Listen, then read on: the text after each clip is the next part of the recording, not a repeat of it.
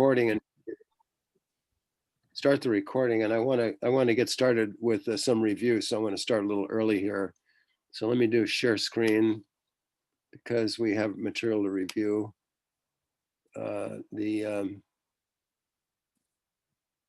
What is this here? I don't know what this means here. Your screen sign in. Oh no, what is this here? What's going on here?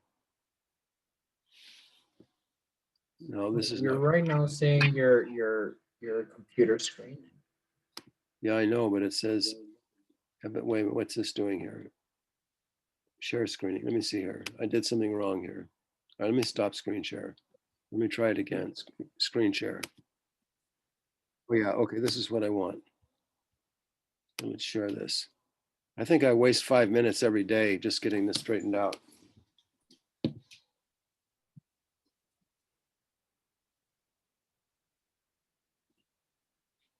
No, this isn't working. Let's see here. Let's try this again. There we go.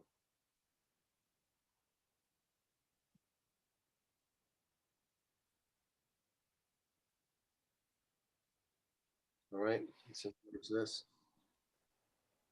No, this is wrong. No, this is wrong here. What am I doing here? No, this is wrong.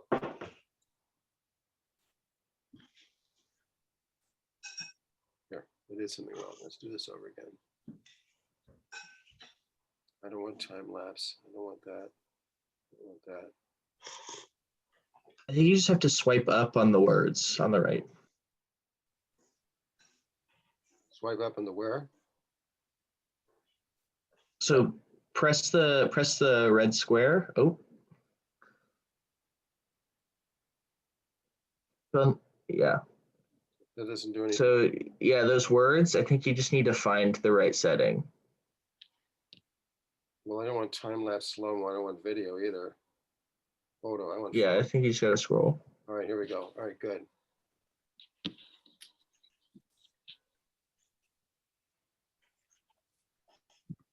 I'm too old to learn how to use an iPad.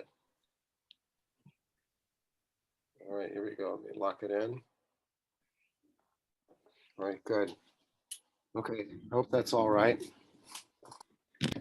All right, so let me get started with some review. So one of the accomplishments last time was to put the Dirac equation into covariant form, or I should more exactly say covariant looking form. We do this by defining a new collection of Dirac matrices arranged to form something that looks like a 4-vector, gamma mu. The gamma 0 is the same as beta, and the gamma I is beta times alpha I, where alpha and beta are the Dirac matrices we introduced originally. If we then transcribe the Dirac algebra, which was originally expressed in terms of the alpha and beta matrices, in terms of the gamma matrices, we obtain a nice looking form for it, a compact form which looks covariant. It looks covariant. It's got the indices right for being in a covariant expression. The G mu nu on the right-hand side is a component of the metric tensor, and it's understood to be multiplied by the identity Dirac matrix out there, if that's not clear. But in any case, that's the covariant compact version of the anti-commutation relations. Then if we take the Dirac equation for a free particle in the original form, which we wrote it, which we regard as a 3+1 or Hamiltonian version, and carry out these substitutions, we can then write it in the form that looks covariant. It looks covariant because we've got gamma super mu. It looks from the notation, it looks like a contravariant vector. And this is contracted with the space-time derivative vector ddx mu, which certainly is a covariant a vector in space-time. And so the left-hand side looks like it's a covariant contraction between gamma and the ddx. You can bring this out more explicitly by introducing the momentum operators. Covariant momentum operators IH bar ddx mu is the same as p sub mu. And then you get a contraction between gamma and the 4 momentum, which using the Feynman slash notation is written as p slash with a minus MC here, p slash minus MC psi, I should have said equals 0. That gives us a compact version of the free particle Dirac equation, where as I said, p slash is gamma contracted with p mu. If we introduce minimal coupling, then this turns into p slash minus q over c a slash. I know the slash is too clear there, but that's what this is. And this then is the covariant, usually regarded as the covariant form for the Dirac equation interacting with an external electromagnetic field using minimal coupling. All right, so that's just a bunch of notation from last lecture. Now, one of the things we need to do tonight is to find out how the Dirac wave function transforms under Lorentz transformation. And again, to preview some things from last lecture, one of the things we did was we went over examples of how various fields transform. So let me just go over that again really quickly. If we're talking about ordinary rotations, how fields transform under ordinary rotations, there's first the example of a scalar, like a scalar wave function for a spinless particle. The prime here indicates the rotated wave function, and it's just the original wave function evaluated at the inverse rotated point. If the wave function is a spinner, then it has an M index on it that runs from -s to +s. And in this case, again, the space-time dependence is, or rather the spatial dependence, is evaluated at the inverse rotated point. But the value of the spinner itself, which is the wave function itself, is then rotated by a D matrix corresponding to the value of the spin. On the other hand, if we have an ordinary vector field like an electric field, then the rotated electric field is, again, we evaluate at the inverse rotated point, but then we rotate in addition the value of the field. All right, so following this pattern, we can guess how things should transform under a Lorentz transformation. Here, for simplicity or for shorthand notation, we let just the bare x stand for the 4 space-time coordinates ct and x vector. And an example of a scalar field is a Klein-Gordon wave function, k Klein-Gordon. The rotated Klein-Gordon wave function psi prime should, on the pattern given up above for how ordinary rotations work, the Lorentz transform Klein-Gordon wave function ought to be the original one evaluated at the inverse transformed space-time point x like this. And I'll show you in a minute that that actually makes good physical sense. If you have a vector field, for example, the vector potential in electromagnetism, that again gets evaluated at the inverse transformed space-time point, but it should also be multiplied by the operation which acts on vectors and transforms them under Lorentz transformations, which is nothing but the matrix lambda itself. If you have a tensor such as the electromagnetic field tensor, you get 2 copies of lambda for each of the indices like this. So these are how fields transform. Various examples of fields transform. All right. Now, what I'd like to do now is to turn to the Dirac wave function. So the Dirac wave function, let's call it psi of x, is a 4-component spinner here. Again, I'm using x is equal to ct comma x vector. So the bare x here stands for the 4 space-time coordinates.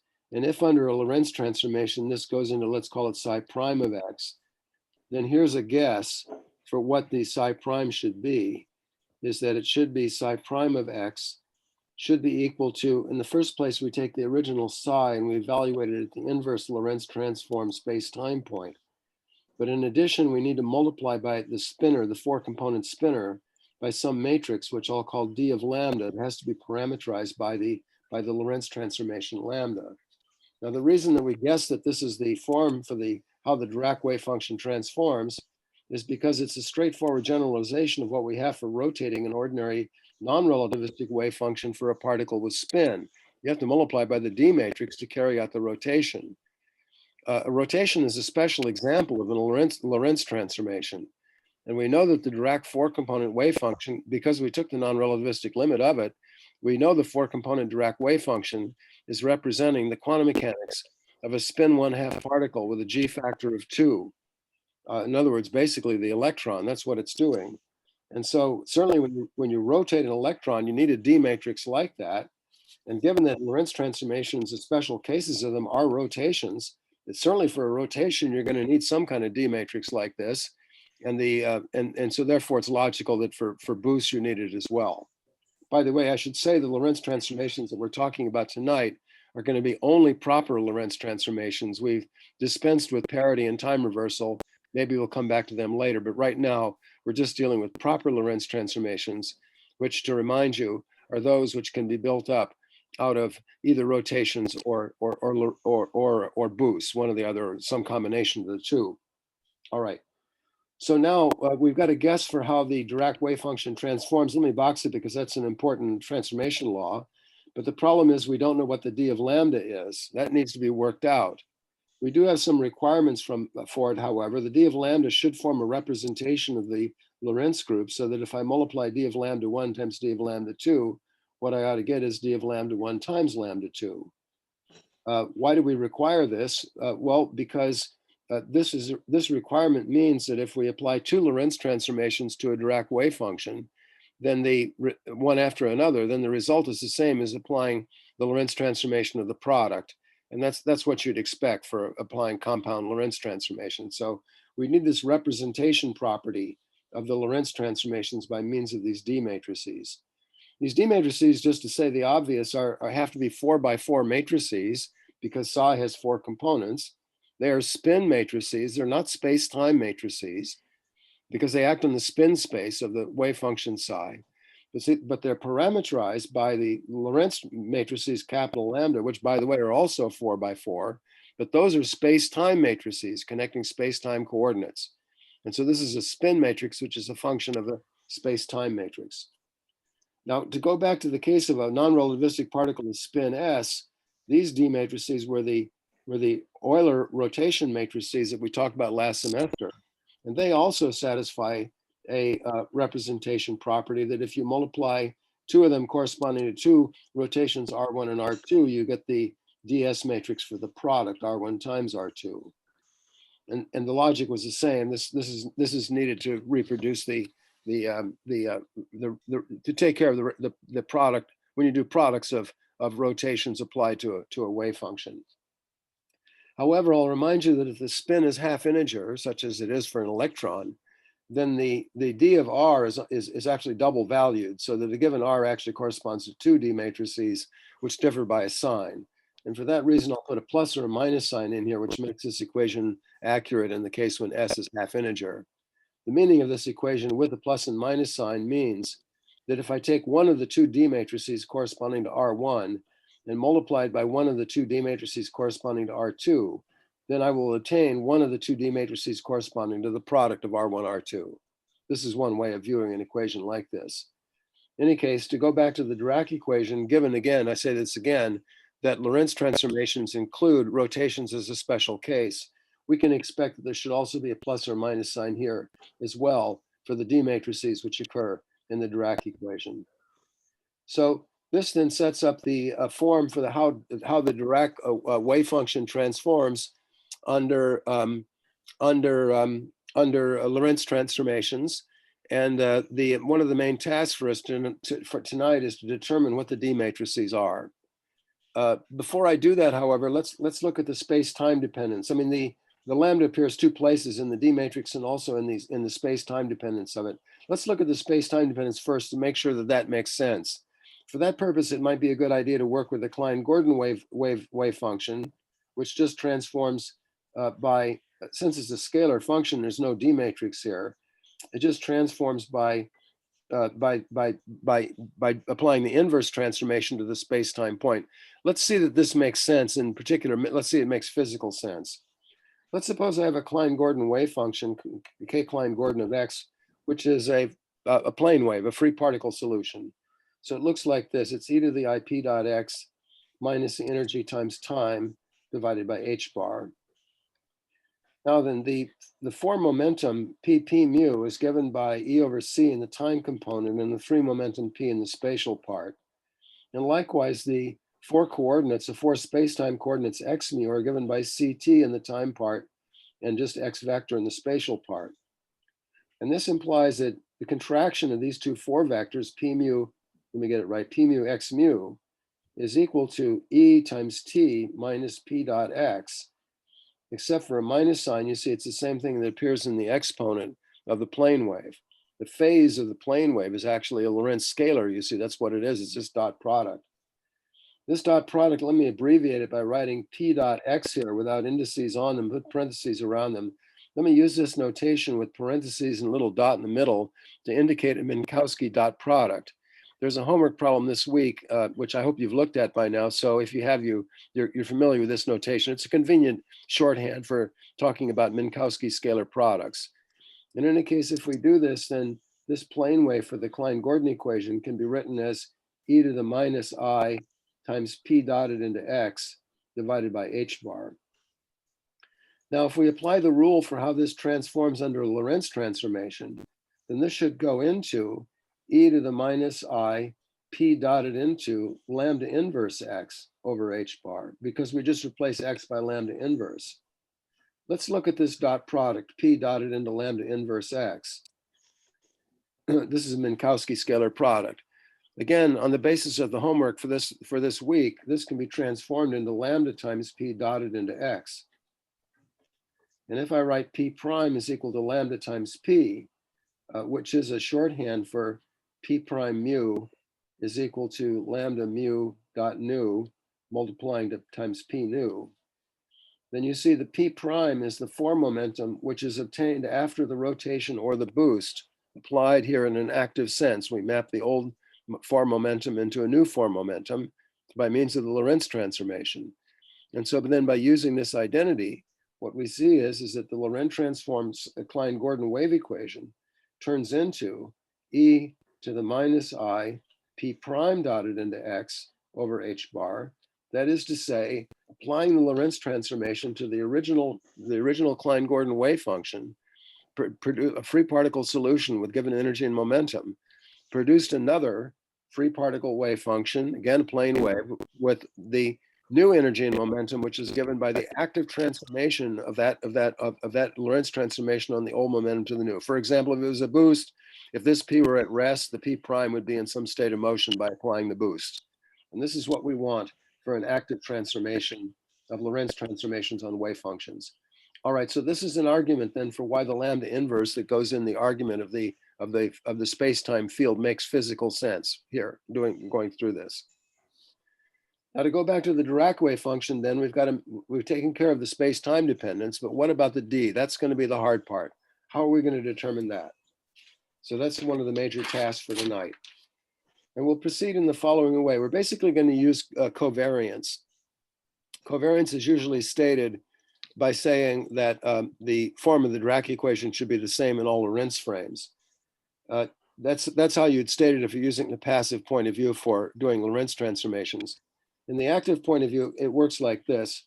We want to say, let's suppose we have a solution of the free particle Dirac equation. So let's say that psi of x satisfies the free particle Dirac equation, which I'll write out now as IH bar partial of psi of x. Excuse me, let me do it right. It's IH bar times gamma mu times partial of psi of x divided by x mu, partial x mu, is equal to MC times psi of x. So let's let psi of x be a solution of the free particle Dirac equation. Then what we'll do is we'll demand that the Lorentz transformed equation d of lambda times psi of lambda inverse x also be a solution of the same equation. I.e., what does that mean? It would mean that just replacing psi of x by this Lorentz transform thing, it would mean IH bar gamma mu partial with respect to x mu of d of lambda times psi of lambda inverse x should be equal to MC times d of lambda times psi of lambda inverse x. We'll require this as a demand. Free particle solutions, in other words, are mapped into other free particle solutions by Lorentz transformations. Now, I'll remind you that we don't know what the d of lambdas are right now. In fact, that's our whole point. The whole point is we want to determine what they are. But whatever the d of lambda is, it's got to satisfy this equation. All right. Now, allow me to manipulate this equation, which is down here at the bottom of this page. In the first place, the d dx mu can be moved to the right of the d of lambda. The reason is the d of lambda is a spinor matrix that depends on the Lorentz transformation, but it doesn't depend on space or time. If you don't believe that, just go back to what happens with how ordinary spinors spinor wave functions behave in the non-relativistic theory. The rotation matrix doesn't depend on space-time coordinates. That's over here in the wave function itself. This just multiplies the spinor. So this is a similar thing, and we can just move the ddx past the d of lambda. As far as that d of lambda that's on the right-hand side, let me clear it by multiplying both sides by d of lambda inverse. I'll put that like that. We'll put this on both sides of the equation. And while I'm at it, allow me to make some other cosmetic changes. Let's take this, let's write y is equal to lambda inverse x, which appears here, you see, in the arguments of the wave function. And what that means more explicitly is that y mu, no, let's do it this way. It means that y nu is equal to lambda inverse with the nu dot mu component times x mu. That's what we mean by y is equal to lambda inverse x. And so if we do all that and to this equation up above, then here's what we get, is we get IH bar, d of lambda inverse, because we're multiplying through by that, times gamma mu, times d of lambda, times partial with respect to x mu of psi of y. Here's the psi of lambda inverse x, that's the psi of y, is equal to, on the right-hand side, MC, the d of lambda here went away, and then it's multiplied times psi of y. Now the ddx mu psi of y is the same thing as partial of psi of y with respect to y nu by using the chain rule times partial of y nu with respect to x mu. On the other hand, by the definition of the y above, this partial derivative in turn is lambda inverse with index nu mu times nothing, times that's what it is. It's just the components of lambda. All right. All right, so this is an equation we get by demanding that the Lorentz transform field also satisfy the free particle Dirac equation. Now, if you can still see it here, let's go back to the original Dirac equation that we started with. We're assuming psi satisfies this. And let's take this equation and just make some notational changes. Let's replace x by y, and let's replace mu by nu. And if we do this, and I'll write the result down below, it becomes IH bar. These are just dummy variables, so that you can certainly make such a change. It's IH bar gamma nu, partial of psi of y, with respect to y nu, is equal to MC times psi of y. Okay? Now, however, MC psi of y is the same thing as the right-hand side of the equation up above. So these two left-hand sides have to be equal as well. And so let's set them equal to each other and clean it up a bit. We'll clean it up a bit, first of all, by canceling the IH bar, which is common on both sides. Then here's what we get. We get d of lambda inverse, gamma mu, d of lambda. And then we get this Jacobian here, partial. Well, the Jacobian is going to now be lambda inverse of nu mu, like here. I'm sorry, I'm doing this wrong. Let me do it right. I'll copy this up here. D of lambda inverse gamma mu. Let's do it right. D of lambda inverse gamma mu, d of lambda. Then we have the partial psi of y with respect to y nu coming from here. Then we've got the Jacobian, which is lambda inverse nu mu. All right, that takes care of this left-hand side. And then the right-hand side is here, except we cancel the IH bar. That's equal to gamma nu times partial of psi of y with respect to y nu. Okay? Cleaning this up step by step. Now then, having done that, let's notice that we've got the same d psi of y with respect to y nu on both sides of the equation. In fact, this is the only place in this equation where the space-time dependence occurs. Psi of y here is an arbitrary solution of the free particle wave equation. This has to be true for all free particle solutions. By varying the free particle solutions one to another, we can make this derivative d psi y with respect to y nu equal to anything we want. And because of linear independence, it means the coefficients of these squared blocks that I've got here have to be equal to one another. Or to say it another way, we can just cancel these blocks and we still get a valid equation. Now, having done that, then let's multiply through by a lambda matrix to clear this lambda inverse and move it over to the other side. And if we do, then we get the result that I'm looking for here, which is a d of lambda inverse times gamma mu times d of lambda is equal to lambda mu nu times gamma nu, like so. Now, when we first set up this gamma matrices, we did it in such a way as to just stick Greek indices on these definitions of these Dirac matrices in such a way that the Dirac equation looked like it was covariant. We certainly never proved that gamma mu really transformed as a 4-vector in any sense. In fact, we didn't even define what that means, because gamma mu is not a 4-vector of numbers or of fields like you'd find in, in ordinary classical relativity theory. Rather, it's a 4-vector of 4x4 Dirac matrices. It's in some sense similar to the 3-vector of 2x2 Pauli matrices that appear in the non-relativistic theory. But we certainly haven't shown or even defined what it means to say that the thing transforms as a 4-vector. Now, however, we actually have derived an equation which the D matrices must satisfy in order for the Dirac equation to be covariant. And this, in fact, gives us a meaning for what gives a sense to what we mean by saying that gamma mu does transform as a 4-vector. If I draw the analogy with the non-relativistic theory, you'll see what I'm talking about. If I take the Pauli matrices, the 3 Pauli matrices, this is a vector of operators. In fact, according to the official definition of a vector operator, this is a vector operator, transforms as a vector operator. What that means is that if you conjugate this by a rotation operator, you put U of R dagger on one side and U of R on the other side, what you get is you get the rotation matrix R multiplying sigma. This actually is a version of the adjoint formula, but in addition to that, it's a statement that the 3 Pauli matrices constitute a vector operator according to that official definition. And so to go up a little bit, what we have now, as you see, this now allows us, this is logical, to define what we mean by the gamma constituting a vector operator by saying that if you conjugate with D in the sense of, well, I've got here D inverse D or sandwiching it, what it does is it just Lorentz transforms the components of the gamma.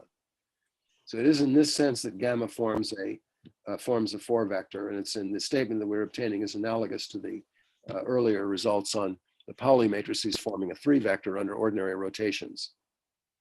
All right. Now, and we'll see later on we'll see the impact of this on scalar products with gamma, like gamma mu p mu, which occurs in the Dirac equation. All right, so this is an important result. In fact, I'll double box it. It's one of the basic properties of the gamma matrices. Now we haven't yet defined what the D of lambda matrices are. We still don't know what they are. But in fact, it turns out that this now doubly boxed equation will allow us to determine the D of lambdas, and that's what I'm going to show you next. This is how we get that.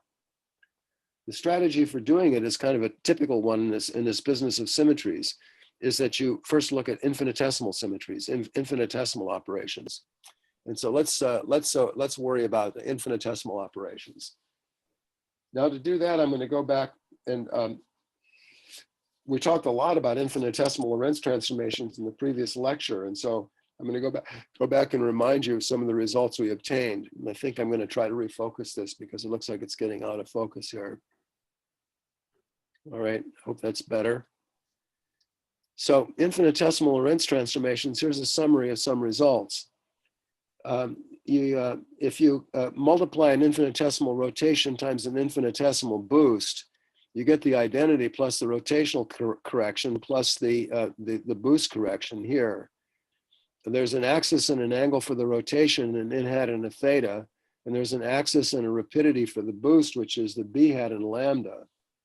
This can also be written as identity times theta vector dotted in a j vector plus lambda vector times k vector. The j vector and k vector are quote unquote 3 vectors of 4x4 matrices, whereas theta and lambda are 3 vectors of numbers. And they're related to the axis and angle, as you see over here. Theta vector is theta magnitude times n hat. Lambda vector is lambda magnitude times b hat being the axis of the boost. So anyway, this is one version of infinitesimal Lorentz transformations, which we worked out in the last lecture. There is also, however, a covariant form for infinitesimal Lorentz transformations in which the Lorentz transformation matrix is the identity plus a small correction. It's given as 1/2 theta mu nu contracted with j mu nu. The j mu nu, I'll remind you, is a collection of 16 4x4 matrices indexed by mu and nu. By putting parentheses around the mu and nu, I mean that these are not components of the matrix, but rather they label the matrices. The theta mu nu, on the other hand, is a you can think of it as a tensor, if you will. It's an antisymmetric tensor of numbers. So the numbers times the matrices gives you linear combinations of the matrices, which then makes up the correction term to lambda, such that lambda should be a Lorentz transformation. These J matrices here are defined in terms of the components down below, and that's something we worked out in the last lecture. I'm boxing it because I'm going to come back to it a little later. But anyway, there it is.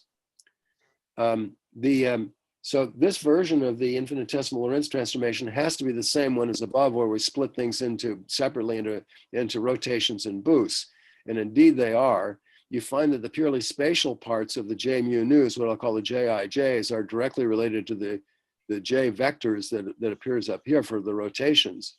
Whereas the parts of the J's where you've got the first row, or the zeroth row or the zeroth column, these are connected with the K matrices, which are the generators of the boosts, as you see up above here. And by the way, if you wanted to see explicitly what those matrices look like, I'll flash them by you. We showed them last time. Here are the J matrices, the generators of the rotations like this. There's zeros across the zero row and column, and inside of the same J matrices we had last semester. And then here are the let me get rid of that. And then here are the K matrices, and we talked about them last time. These are giving you the boost. These are zeros in the spatial part, and they've got ones and zeros on the space-time parts. All right. In any case, this is some business about infinitesimal Lorentz transformations. So let's go back to our double boxed equation here that the D matrices have to satisfy, and let's restrict this, specialized to the case of infinitesimal Lorentz transformations. Let's say that lambda is infinitesimal. That means it can be written as identity plus 1/2 theta mu nu times J mu nu, as I've explained just a moment ago on that other page. This is a way of writing an infinitesimal Lorentz transformation lambda. The J matrices are not all linearly independent. They're only linearly independent if you restrict the mu and nu sum to be mu less than nu. And the same thing is true for the thetas. The theta coefficients are only linear. Well, the only independent set is if we make mu less than nu, in which case there's 6 of them, 6 theta mu nus like that. The D is a function of the lambda, and if the lambda is a function of the theta mu nus, then we could write it this way: D of lambda of theta mu nu. And let's just define this as D of a theta mu nu. Let's define so the lambda, this infinitesimal or near identity Lorentz transformation corresponds to some spinor transformation on the Dirac wave function, which is also going to be a near identity transformation. And it also has to be parameterized by the same parameters. Now let's take this D of lambda, which we don't know what it is yet, but let's take this D of lambda and thinking of it as a function of theta mu nu. And let's expand it as a power series in theta mu nu. So let me write it this way: is D of theta mu nu is equal to D of 0, when theta mu nu is 0, plus the sum on mu less than nu of theta mu nu times the partial of D with respect to theta mu nu, evaluated at 0, plus higher order terms. This is just the first 2 terms of a Taylor series. And I'm summing only on mu less than nu because that's the only range in which the thetas are independent. Okay, now, it's convenient to make a definition. Let's define this.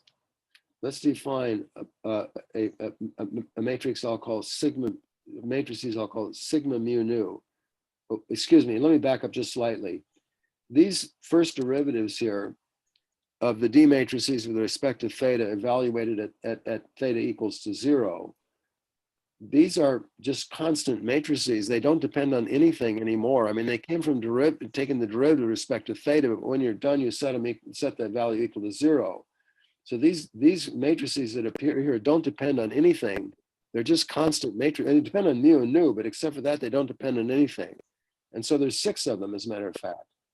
So let's get a notation for them. Let's define sigma mu nu is equal to 2i. I think I want 2i. Yeah, 2i times this derivative partial d with respect to theta mu nu evaluated at 0.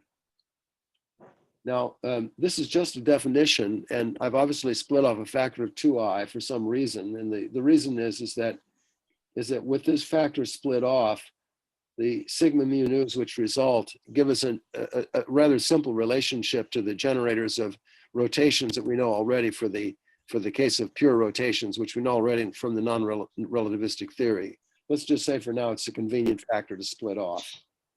But if we do this, then this defines the sigma mu nu's, which are now, this is now, the sigma mu nu's now, understand this, this is a collection of 4x4 Dirac matrices, which are parameterized by mu and nu, which right now only are defined in the interval where mu is less than nu. But in any case, with that definition, we can now write the D matrix for a near identity Lorentz transformation is equal to, well, the D of 0 is 1, because that's the identity. 1 stands for the 4x4 identity. And then what we have is minus I over 2 times the sum on mu less than nu of theta mu nu times sigma mu nu by this definition of sigma. We don't know what the sigmas are yet, but in any case, with that definition, we get this expression for the near identity D matrix. Now then, in the case where mu is greater than or equal to nu, let's define the sigma mu nu to be equal to minus sigma nu mu, like so. And thereby this creates a set of 16 4x4 Dirac matrices, which are indexed by mu and nu. And they are, only 6 of them are linearly independent or independent of each other because of this minus sign we put here. If you like, this is an antisymmetric tensor, quote unquote tensor of 4x4 Dirac matrices, just in the same sense that the gamma mu is a 4 vector of 4x4 Dirac matrices. So in the Dirac theory, you need to keep track of this and be aware of what these things represent. These are not numbers. These are matrices indexed by mu and nu. All right, 16 4x4 Dirac matrices. In any case, with this definition, then we can extend the summation to all values of mu and nu, but we have to divide by 2 to compensate. So this becomes equal to 1 minus I over 4 times theta mu nu times sigma mu nu, where I've now suppressed the sum because I'm using the summation convention. So this then is the expression for an infinitesimal D matrix. You see, this is the reason, this is the advantage of working with infinitesimal symmetry operations. If I have just D of lambda, the lambda runs over a 6-parameter family of Lorentz transformations, a big set. And so the D depends on 6 parameters.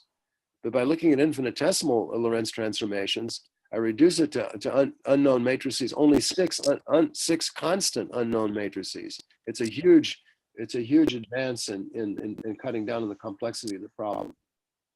In any case, the strategy now is to take this infinitesimal version for D and to plug it back into our fundamental formula, connecting the D matrices, the transformation, the statement that gamma transforms as a 4 vector. So I want to have an infinitesimal version of D inverse and also of D sandwiched around gamma mu, and then I got the right-hand side. And I want to use an infinitesimal version of that lambda as well. So allow me to do that. So if this is the D of lambda here, then the D of lambda inverse is attained just by changing the sign.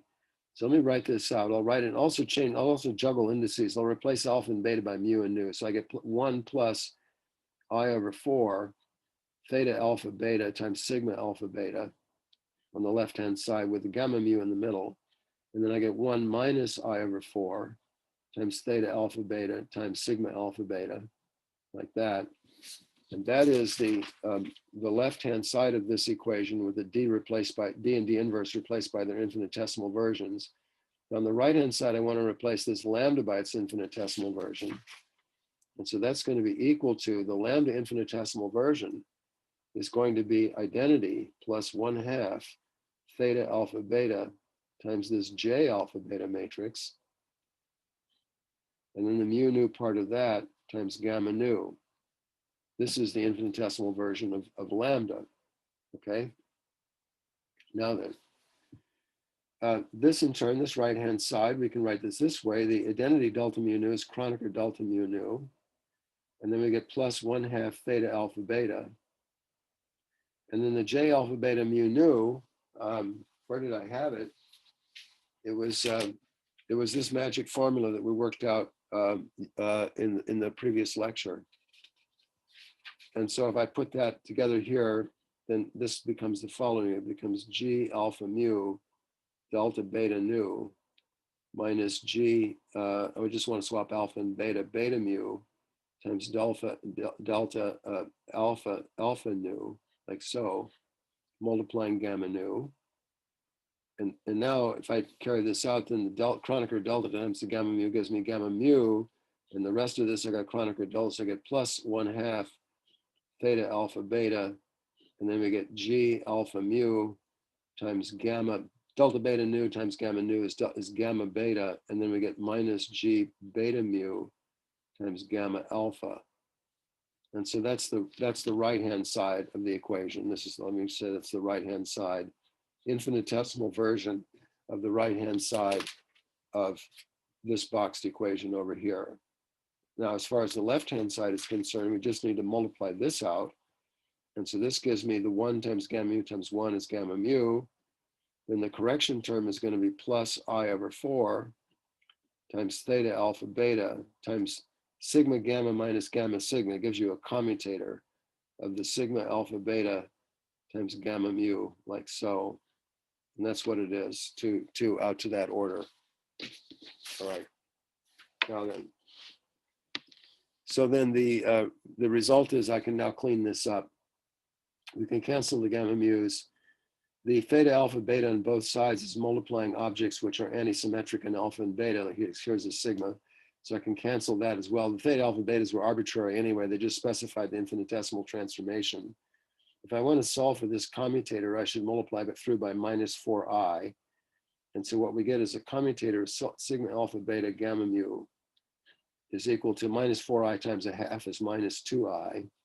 And then this is multiplied times G alpha mu gamma beta. I'm just copying this here, minus G beta mu gamma alpha. Let me kind of box this because it's an intermediate result that's worth pausing a little bit. This is what we get. This is basically a condensation of what we get when we make the D matrices infinitesimal. To remind you, the D matrices when they're infinitesimal are given by the formula you see up above here, but we don't know what the sigmas are. The sigmas by definition are antisymmetric in mu and nu, but these are otherwise a collection of 6 Dirac matrices and we don't know what they are. So in fact, this is what we need to do next, is to find out what they are. However, if we did know what the sigmas were, then we get the expression, as you can see, for an infinitesimal D matrix. And then by composing infinitesimal D matrix, we can get D matrices for finite rotations and boosts. And in fact, that's just what we're going to do in a moment. But to be clear about get the forest for the trees straightened out, what we're looking for now, the sigmas here are the unknowns. We'd like to solve for them. And so by going through this algebra then, what we've done is we've now got an equation that the sigma has to satisfy. We'd like to find sigmas such that this equation is true. And I'm going to give you a way of deriving that, of finding a solution to this equation. What is this? What is the collection of 16, really 6 independent, but arranged in a 4x4 antisymmetric array of 4x4 matrices? What is that arrangement of sigma alpha betas, such that when you form the commutator with the gamma, we know what the gammas are, form the commutator with them, we get the right-hand side. We know what the right-hand side is too, because it's got the gammas in it. All right, here's a way of understanding the solution of how to solve this problem. It works like this. The gammas look like they form a 4 vector, and they do so in the sense that if you conjugate with the D matrix, this is the basic formula we just derived from the covariance of the Dirac equation, you get this, is that you get the components get mixed up by the classical Lorentz transformation. This is a generalization of the definition of a vector operator. We've seen that. Now the sigma alpha betas, we've gone around, we've stuck Greek indices on them, and it looks like they form a tensor, just like gamma mu forms a vector of 4x4 matrices. It looks like the sigmas form a tensor of 4x4 matrices. If they do, we should expect a transformation law that looks like this. Conjugating this by the D's would give us two copies of the lambda matrices, lambda mu alpha, lambda nu beta, times the sigma alpha beta. This is what you'd mean by a tensor of 4x4 matrices. In fact, it's a generalization of what we meant by a tensor operator last semester. All right. Now then, so that's what that would mean. And it's a good guess that this really does form a tensor. You know, the notation is suggestive. We'll show that it does, but it's a guess anyway. Now, if that's true, then the question arises, do we have any way of constructing such tensors, such second rank tensors? Well, the answer is yes. You could take two gamma matrices and multiply them together, gamma mu, gamma nu. Because if I have a D inverse on one side and a D on the other, look at that, what this gives. It's D inverse gamma mu D times D inverse gamma nu D. You can have a D inverse in the middle, they cancel out. But when you do it, you get, you know, two conjugated Ds. And so each one of these is going to give you a lambda matrix like you see above. And the result is that gamma mu, gamma nu does transform as a second rank tensor, just like we expect sigma should do. Now, does that mean that sigma is equal to gamma mu times gamma nu? Well, no, because sigma mu nu has to be antisymmetric in mu and nu, and gamma mu and nu is not antisymmetric. In fact, gamma mu and gamma nu have the product is not antisymmetric, because in fact, if you form the symmetrized part of that product, which is the anticommutator, this is 2G mu nu, which is the standard anticommutator of the Dirac algebra. So sigma can't be equal to gamma mu, gamma nu. It has the wrong symmetry. We require antisymmetry. But it suggests then, it leads to a guess, that the correct solution for sigma mu nu is that it should be some proportionality factor I'll call K times the commutator of the gammas, not the anticommutator, but the commutators. And so this is a guess then. And so if we take this guess and we plug it into, where do I want to plug it into? I want to plug it into right up here. You can then evaluate the left-hand side using the algebra of the gamma matrices, and you can verify that it is the right-hand, it does equal the right-hand side for the appropriate value of K, which turns out to be I/2. And there's just algebra in doing that, and I'm going to leave it as an exercise for you to do it because it's good practice with gamma matrices, but in any case, it's just algebra. And if you do that, then here's what you end up with, is you end up with a solution that sigma mu nu is equal to I/2 times the commutator of gamma mu, gamma nu. All right, let me box that because that's an important result.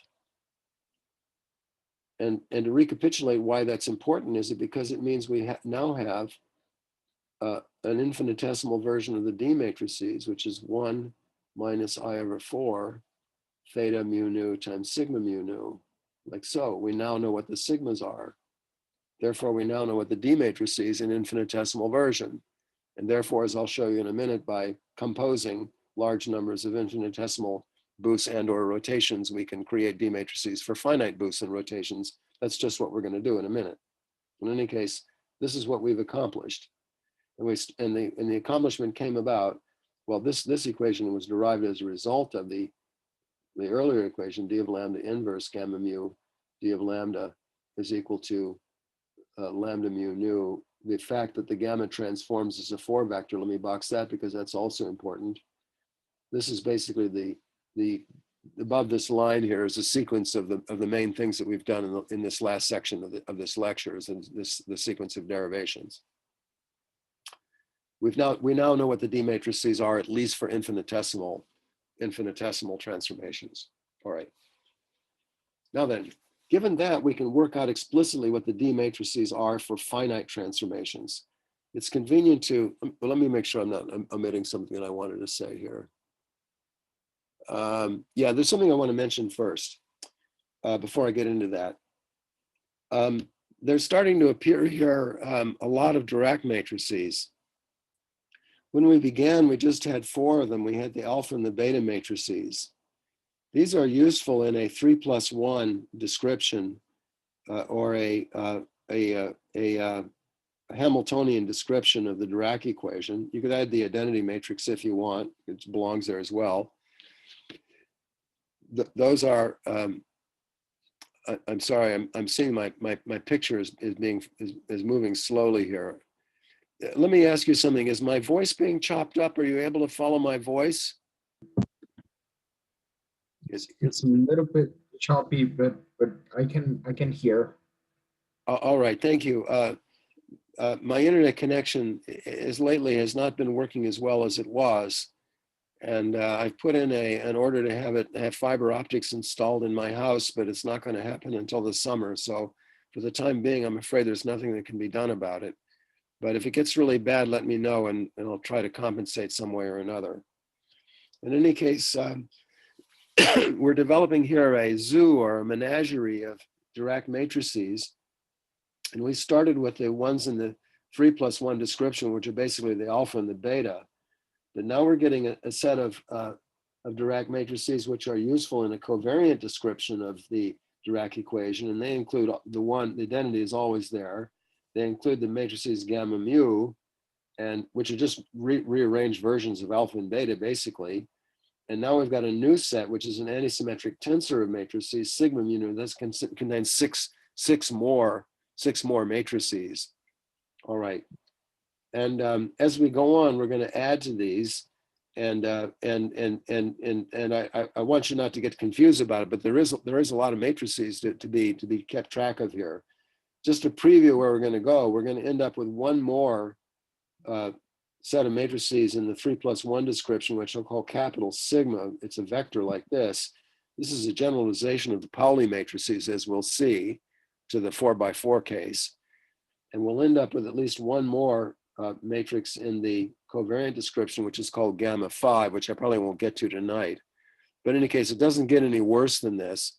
And this is a brief summary of the menagerie of Dirac matrices. All right. All of these matrices can be expressed in terms of those matrices. It's just that they're useful under different contexts. All right. Now, having done that, then we can now go back to what our main accomplishment from a moment ago, which was to find the explicit expressions for infinitesimal D matrices. And let's use these to bootstrap ourselves up to find expressions for finite boosts and rotations. Let's begin with the case of rotations. In order to do that, let me go back to stuff we did in the last lecture. This is a summary of a bunch of things about infinitesimal Lorentz transformations. A general infinitesimal Lorentz transformation looks like this. The correction term is 1/2 theta mu times the j mu nus. But if the Lorentz transformation is a pure rotation, then the 0th row and column of the theta matrix is zeros, meaning only the spatial parts of the theta tensor is non-zero, and that theta ij there that appears there is with an epsilon related to the thetas, which are the vector of thetas, which are the angles that appear in rotations. It's the angles, it's the angle magnitude times the axis of the rotation, or it's the theta vector that appears there, and that part of the infinitesimal rotation. So to get an infinitesimal rotation, we're gonna suppress the 0th row and column. And what that means is that here the general expression for an infinitesimal Lorentz transformation, we restrict the mu nu sum to just the ij part. And then writing the theta ij's in terms of the theta and the j ij's in terms of the j's here, this just turns into identity plus the dot product of theta vector with j vector, which in other words is equal to identity plus theta times in hat dot j. And that's the infinitesimal version of a rotation when the angle theta is small. Okay, so this is just a summary of infinitesimal rotations for ordinary Lorentz transformations. All right, now, so what we're going to need then for rotations is we're going to need only of the sigma mu nus, we're only going to need the sigma ij's. So let's work those out. The sigma ij's, by the definition, is I/2 times the commutator of gamma I with gamma j. And that's equal to I over 2 times, let me write it out, the gamma I is beta times alpha I, and then we have beta times alpha j, and then we subtract the I and the j, swap those in the second term. Now then, using the anti-commutation relations, we can anti-commute the alpha I and the beta, swap them with a minus sign. That produces a beta squared, which is equal to 1. So this gives me minus I over 2 times alpha I beta j minus, excuse me, let me get it right. It's equal to, with a minus I over 2 out front, I took out a minus sign, multiplying alpha I alpha j minus I swapped with j. And this is obviously just minus I over 2 times the commutator of alpha I with alpha j. All right. Now alpha I is given by 0 sigma I 0. If you refer back to the definition of the alpha matrices. And if you multiply alpha I alpha j together, two of these together, you get sigma I sigma j on the diagonal, like so. We're doing multiplication of Dirac matrices. And if you then get the commutator of alpha I alpha j, I just need to take this and swap I and j and subtract. That's going to give you commutators of sigmas on the diagonal. Well, the commutator of two Pauli matrices from the algebra of the Pauli matrices is 2I epsilon I j k sigma k. So the commutator of alpha I with alpha j is equal to 2I epsilon I j k times a matrix that has sigma k on the diagonal. And this leads me to define a new set of Dirac matrices, which I'll call capital sigma vector, which has got Pauli matrices sigma on the diagonals. And the notation here is that the Pauli sigma is a lowercase sigma, and the Dirac sigma, which is just sigmas copied for both the upper and lower two component spinors, I'll just call capital sigma for this. All right. Now, this notation is not universal. Different books use different notation, but this is one that's used by fairly common in the literature. In any case, if I do this, then you see that alpha I alpha j is equal to 2I epsilon I j k times capital sigma sub k. All right. But the sigma ij was minus I over 2 times that. So the sigma ij then is equal to, yes, it's equal to, let's see, am I doing this right? It's minus I over 2 times it. So it's just equal to, yes, it's equal to epsilon ijk times capital sigma sub k. And thus we have the generators of rotations for the Dirac matrices. You know what the sigmas are, those are the generators. Now that means then for an infinitesimal rotation, if I write it out as a lambda matrix, that's identity plus, let's write it as theta vector dotted into j vector, which is identity plus theta times n hat dotted into j. We've seen that before. And then the corresponding d of lambda, what is that? That's 1 minus I over 4 times theta ij multiplying onto sigma ij. But the sigma ij is given, but this is the same thing as 1 minus I over 4. The theta ij is the same thing as epsilon ijk times theta k. And the sigma ij is the same thing as epsilon ijl times capital sigma l. The product of these two epsilons is equal to twice the Kronecker delta of k and l. And if you put this together, you get 1 minus I over 2 times theta vector dotted into capital sigma vector. And that's the same thing as 1 minus I over 2 times theta magnitude times n hat dotted into capital sigma vector. Okay? So this is the infinitesimal rotation for a D matrix. Compare this to what happens to an infinitesimal rotation in the non-relativistic theory for a spin a half particle. There you've got what I call a U matrix of n hat comma theta, and that's equal to e to the minus I, excuse me, if theta is small. The infinitesimal version of it is 1 minus I theta over 2 times n hat dotted into lowercase sigma. The formulas are the same, except lowercase sigma gets replaced by uppercase sigma. All right. Now then, so what we have then is that d, let me write this way, d of n hat comma theta, rotation, is equal to 1 minus I theta over 2 times n hat dotted into capital sigma. And this is true when theta is much less than 1. All right. Now, what about when theta is not much less than 1? Well, we use the same trick that I've been using at least 5 or 6 times so far in this course. And if my writing goes off the page, you must interrupt me and let me know, because I didn't notice there for a while. We divide this angle theta into a large number of small subdivisions, and we write it this way as d of n hat comma theta divided by capital N raised to the nth power, which is an exact result. But if we make n big enough, then theta over n is small enough that we can use the approximation here. And the result is that this is then the limit as n goes to infinity of 1 minus I theta over 2 times n hat dotted into capital sigma. We need to divide this by capital N raised to the nth power. And this limit becomes equal to exponential of e to the minus I theta over 2 times n hat dotted into capital sigma. And so this is in the d of n hat comma theta for rotations, like so. And we now have an explicit result for the D matrices that applies in spatial rotations.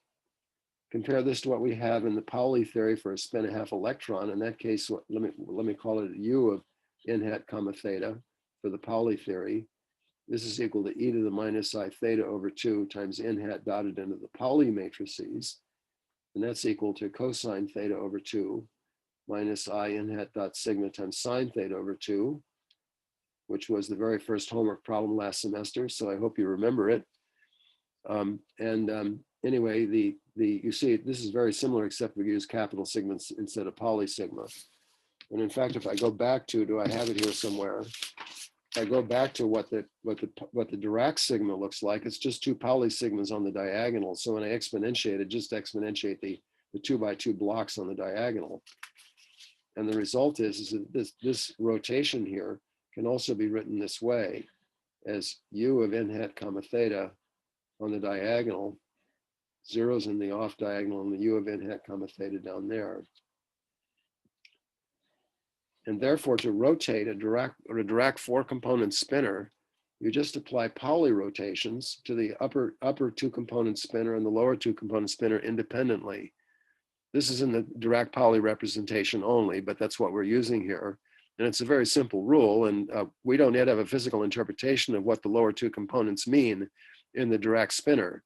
But nevertheless, the manner in which it transforms into rotations is quite simple. All right. Now, there is quite a bit of delay because my picture is kind of frozen here. My picture is frozen. Is your picture frozen too? It's frozen for me. Yeah, it's frozen, isn't it? It's really frozen. It's not moving at all. Well, while I wait for it to unfreeze, let me just say that the next task is to do something similar for the boost. And I won't be able to do anything until it unfreezes. In fact, I don't know what to do about it. Okay, good. Maybe I'm all right. Maybe I'm ready to go now. All right, so let's do something similar for the boost.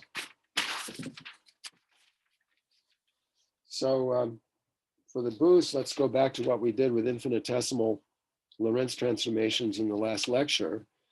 In the case of the boost, the spatial parts, the theta ij of the theta ij of the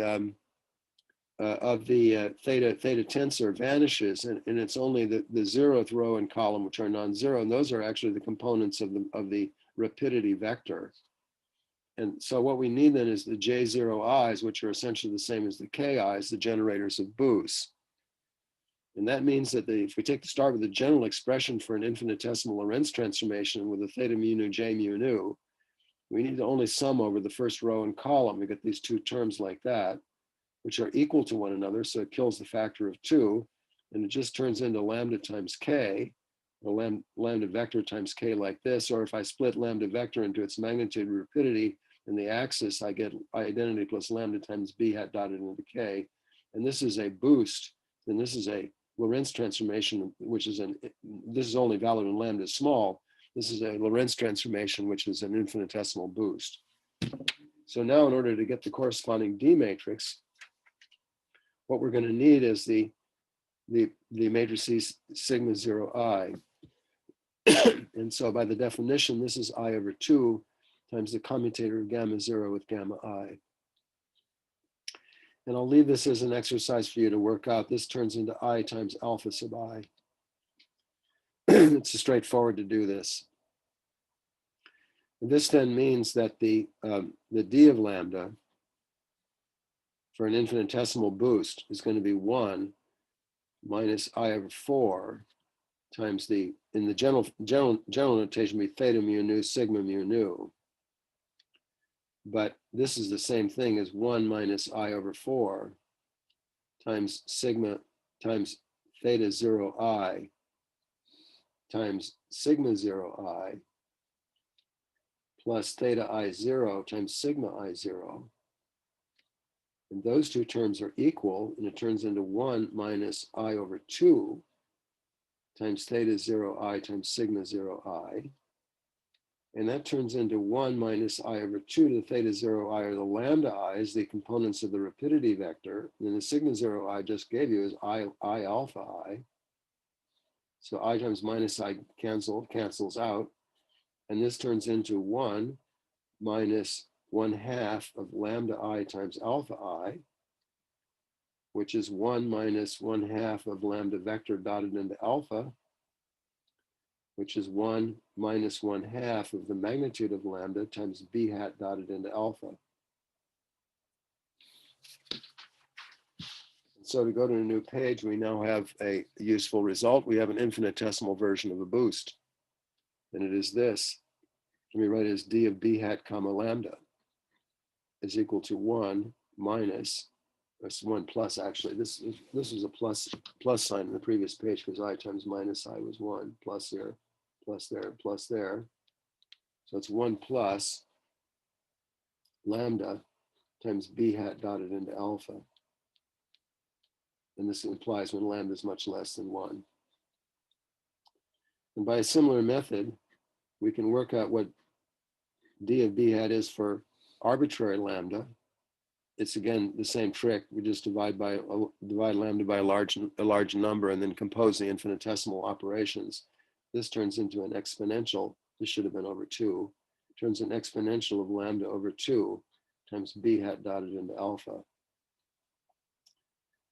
Okay, so b hat dotted into alpha is a Dirac matrix, which is 0, b hat dotted into sigma on the off diagonals,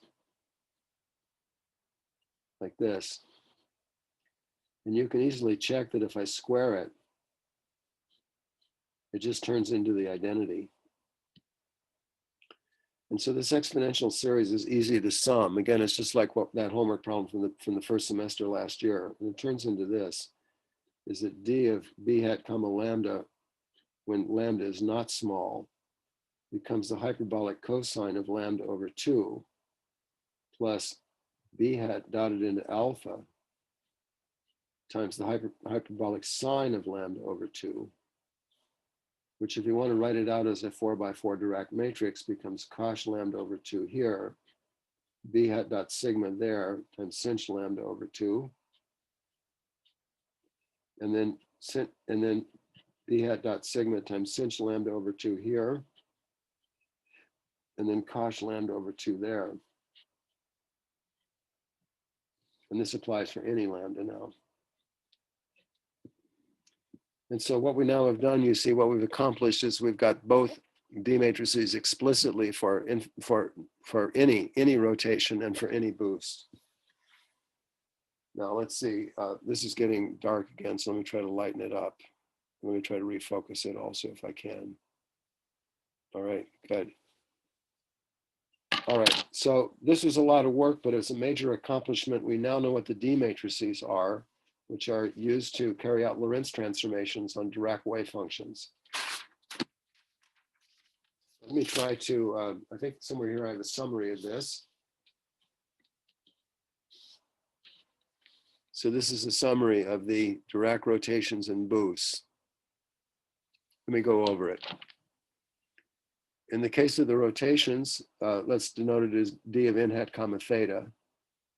The formula looks very much like what we have in the non-relativistic Pauli theory, except it's a capital sigma instead of a lowercase sigma. But the Pauli rotation matrices, which I called U, appear on the diagonal, on the two diagonal elements, and so the transformation of the rotations is really quite simple. Here's the explicit formula for the Pauli rotation matrix, 2 by 2 Pauli rotation matrix here. In the case of boosts, the exponential is either lambda over 2 times b hat dot alpha. Notice, by the way, that alpha is the matrix that represents the velocity of the particle.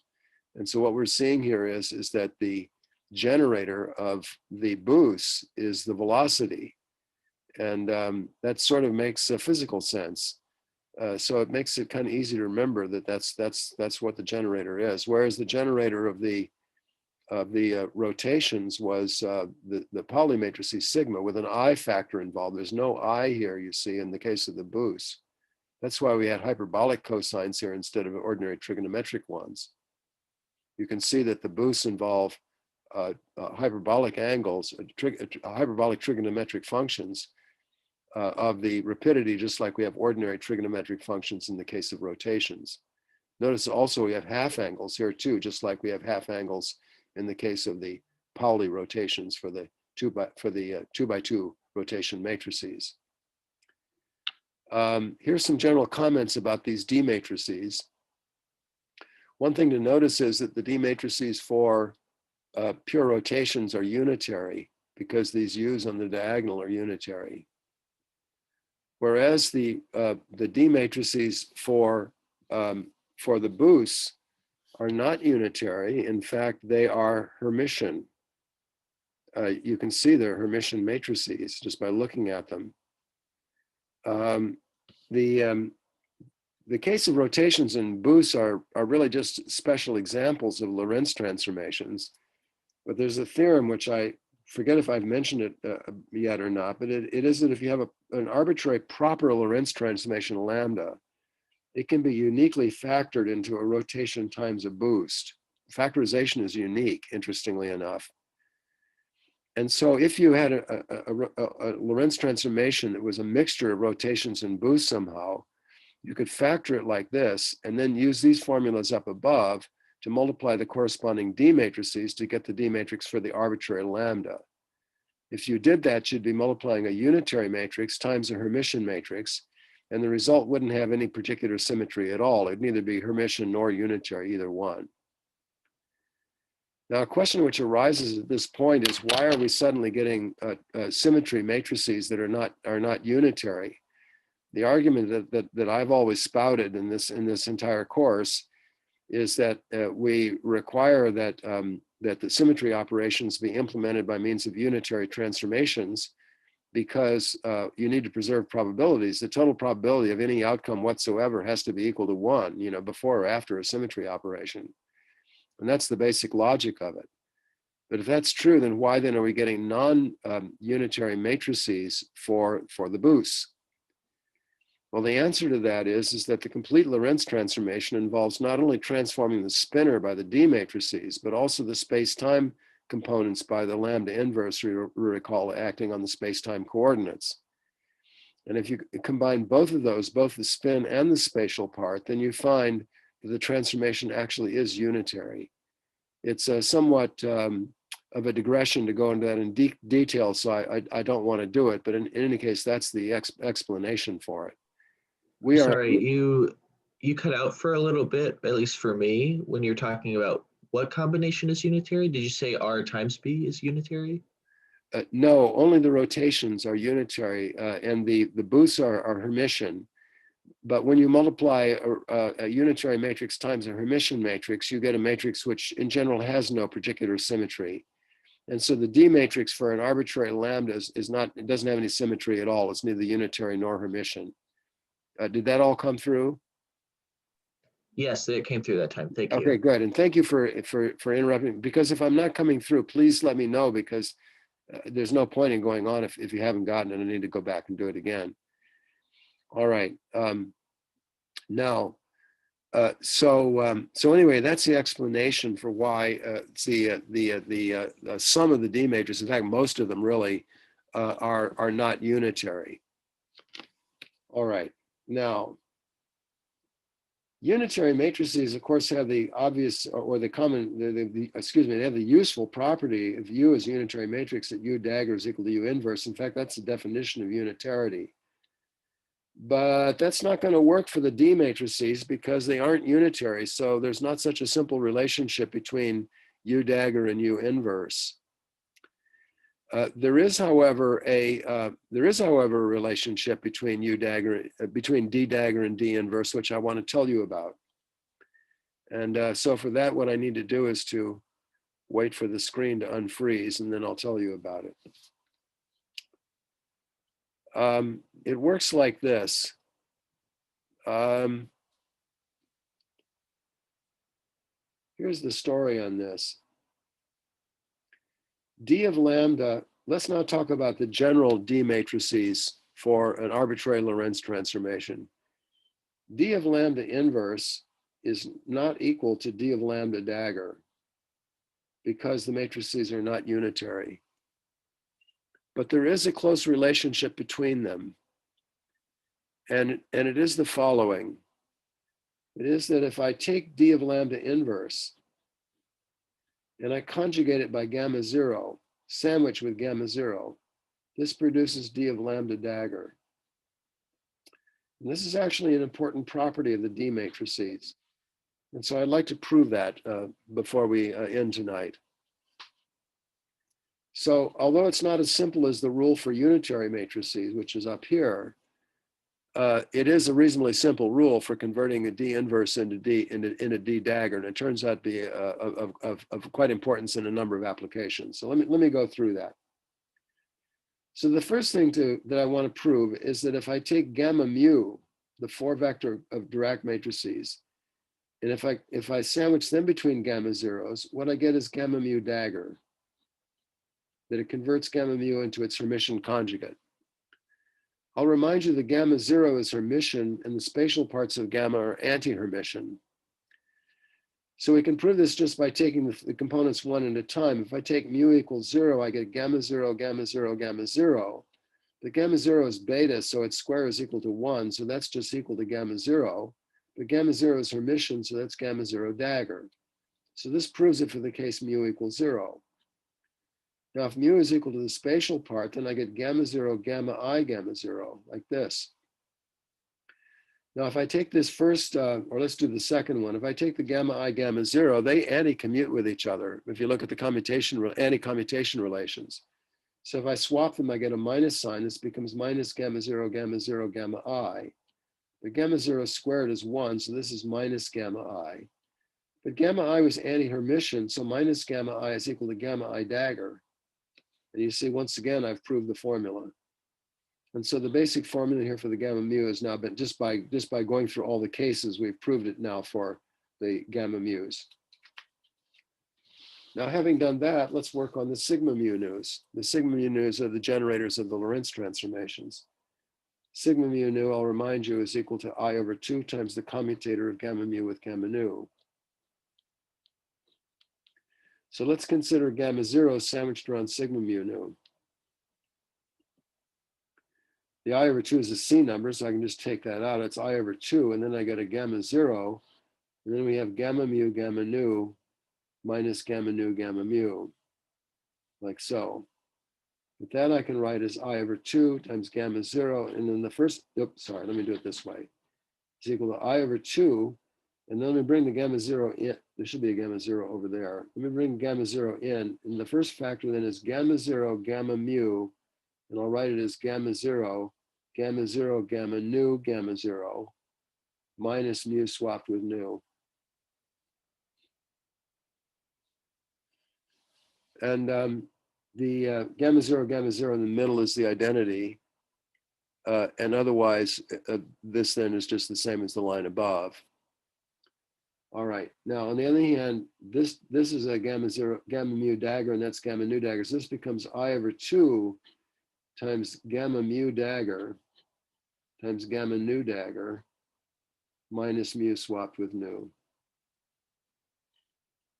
And that's equal to I over 2 times the quantity gamma nu gamma mu minus gamma nu gamma mu multiplied, the whole thing daggered. All right. If I bring in the I over 2 to dagger that, I have to introduce a minus sign. So it's minus I over 2. And then what's in the square brackets here is minus the commutator of gamma mu gamma nu. The whole thing is daggered. And so the minus signs cancel, and what I get is sigma mu nu dagger. So the result is that the sigma matrices, defined as you see at the top up here, satisfy the same relation that if I sandwich them with gamma zeros, it daggers them. I'm going through what's I have a called question. the Dirac algebra here. Yes, question. Sorry, I was just wondering if you wanted to use the other metric signature, this kind of shows you have to multiply all these gammas by I, right? Yeah, so you have to redo Okay. this if you want to use the other signature, indeed. That's indeed true. It's straightforward to do it, but of course it torments your brain because it's so much details to keep track of. In practice, you really need to write your own set of notes, with some consistent conventions, and then work off of that. In any case, what I've just shown is that sandwiching by gamma 0 converts sigma nu into its dagger. So this is analogous to what we just did for the gamma mu matrices. Gamma 0 is equal to gamma mu dagger. All right, now let's go to the D matrices. Here it'll suffice to work with infinitesimal D matrices. D of lambda infinitesimal is 1 minus I over 4 theta mu nu sigma mu nu. That means that D of lambda inverse, we get that by changing the sign of the correction term. It's 1 plus I over 4 times theta mu nu sigma mu nu. Whereas D of lambda dagger is obtained by daggering the correction term, so that becomes 1 plus I over 4. The theta mu nu's are real parameters, so nothing happens to them. And the sigma mu nu's get daggered because those are Dirac matrices. Now then, if I take gamma 0 and multiply it or sandwich it around D of lambda inverse like this, then you see what's going to happen is running through here, just sandwiching gamma 0. Gamma 0 squared is 1, so it doesn't change the 1. And over here, it's going to convert the sigma mu nu into its dagger, but that gives you D of lambda dagger. So what we get is we get the identity we want valid for the case of infinitesimal transformations. Now, having done that, however, you can show that if this identity is true for 2 Lorentz transformations lambda, it's also true for the product. It's a straightforward proof to do that. And thus, by building up finite Lorentz transformations out of infinitesimal ones, this equation is shown to be valid also for finite Lorentz transformations as well. This only applies to the Lorentz transformations that can be built up from the identity by small increments, and that means this only applies for proper Lorentz transformations. I said that earlier, but to repeat, all of this analysis tonight only applies for proper Lorentz transformations. We're talking about rotations and boosts only. Parity and time reversal we have to worry about later. But in any case, this then ends up being the proof of this important identity. Okay, so this is then the where I have to stop tonight. It is what we've done, and the main thing we've done tonight is to derive the D matrices, recognize their generators are an antisymmetric tensor of Dirac matrices, which we call sigma mu nu's. we derive properties of we've got explicit forms for them. We've got properties of the D matrices, of which this is a most important one. And some of the other things that I boxed here earlier are also equally important. I'll mention again this one. This is a very basic result, that if you conjugate gamma, you get lambda invert, lambda mu nu on gamma nu. That this is just the statement that gamma transforms as a 4-vector. And this now sets us up for the next stage, which I'll take up with the next lecture on Tuesday, which is going to be the proof that the 4 current in the Dirac theory actually transforms as a 4-vector under Lorentz transformations. And then we'll look at other properties of how various kinds of fields, spinor fields, so-called adjoint spinor, tensors, vectors and tensors and so on, and then scalars and pseudo-scalars and pseudo-vectors, a whole collection of them, how they all transform under Lorentz transformations. And we'll see how this works out in the Dirac theory. All right, that's all for tonight. Are there any questions? I wanted to just quickly ask if you could comment something on the uniqueness of the sigma mu nu's we obtained. So if I fix the representation of the gamma matrices, is the only solution sigma mu nu equals I halves commutator? Yeah, I didn't show that it was unique, did I? I just guessed it, and then there was a check that it was right. But no, it's a unique solution. I offhand I don't know how to prove that, but I'm sure this is correct. It's a unique solution. I think it's not hard to show. By the way, your question, if I may go on a slight tangent, your question reminded me that somebody in the last lecture asked me what was the Dirac operator corresponding to the world velocity, given the fact that the spatial velocity with respect to time is given by the spinor alpha. It's a spinor operator, which is a strange thing. The question that was asked is, what about the world velocity? So I want to answer that question. I don't know if that person that asked it is still here. But anyway, the answer to that question is simple, is you just take the momentum P mu and just divide by the mass. That gives you the world velocity. Or if there's a magnetic field around, then you use the kinetic form momentum, which is pi mu, divide by the mass. That gives you the same thing. Now let me go back to finishing your question. Can you say again what it was you were asking? Let me go back to that. Do you mean me? Yeah. So you were asking me whether sigma mu nu is unique, and I think the answer is yes. I'm sure it is. Yeah, that's it.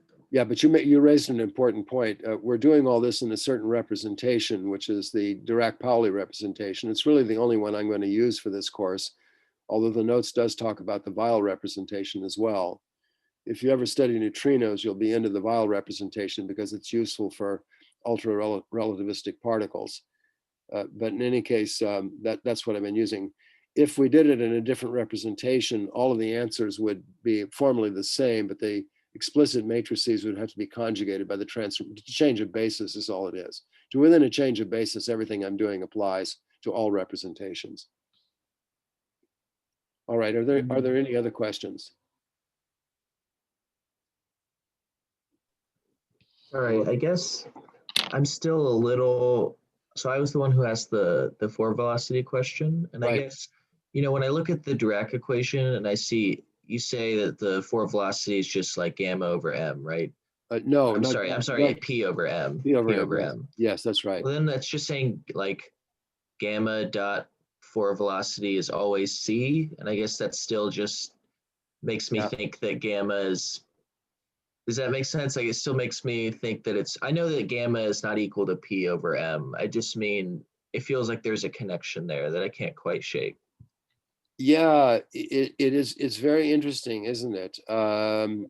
Well, if we did it in the 3+1 version, look at it. It's actually very interesting. The Hamiltonian is alpha dotted into the 3-vector P plus MC squared, basically. MC squared beta, excuse me, there's a beta in there. If you look at the P dotted into the 3 velocity, that's like P dq dt. Or if you look at it this way, multiply through by dt and think of it classically, you've got an expression which is PdQ minus HDT is appearing there. In classical mechanics, that's the differential of the action. Right. Except what's happened is that the velocity has now been promoted into a spinner. There's obviously some kind of generalization of differential forms that appear in classical mechanics in which the C numbers are replaced by spinners.